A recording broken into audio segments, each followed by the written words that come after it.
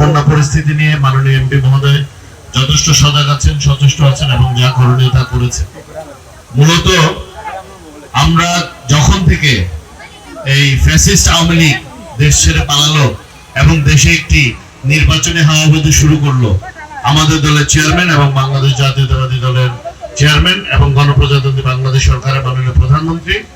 জনাব তারেক রহমান এমপি সাহেব সবসময় একটা কথা বলতেন যে উনি এবং ওনার দল এবং যদি জনগণ ওনাকে রাষ্ট্র পরিচালনার দায়িত্ব দেয় নির্বাচনের মাধ্যমে নির্বাচিত করে সবসময় প্রান্তিক জনগোষ্ঠীর পাশে থাকবেন।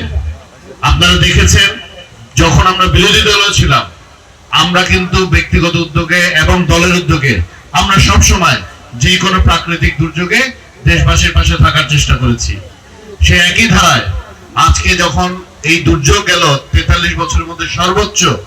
বৃষ্টিপাত হয়েছে এবং এই 3 পার্বত্য জেলা সহ চট্টগ্রাম জেলা খুবই ক্ষতিগ্রস্ত হয়েছে, সিলেটও কিছু ক্ষতিগ্রস্ত হয়েছে। এই সময় প্রথম দিন থেকেই আমরা সকলেই, আমরা যারা বাংলাদেশ জাতীয়তাবাদী দলের থেকে সংসদ সদস্য নির্বাচিত হয়েছি এবং আমরা যারা মন্ত্রী পরিষদের দায়িত্ব পেয়েছি, আমরা সকলেই কিন্তু প্রথম দিন থেকে বিভিন্ন এলাকায় মাননীয় প্রধানমন্ত্রীর পক্ষ থেকে তদারকি করছি।